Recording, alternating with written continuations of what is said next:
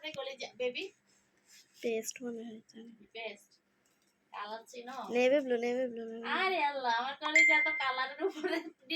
degree অর্জন করছে এটা বলে নেভি ব্লু আচ্ছা পিট কালারের এই বোরকাটা দেখেন ডিএমসি স্টোনে কাজ করা এবং হচ্ছে এমব্রয়ডারি ওয়ার্ক করা এমব্রয়ডারি ওয়ার্ক এবং হচ্ছে ডিএমসি স্টোন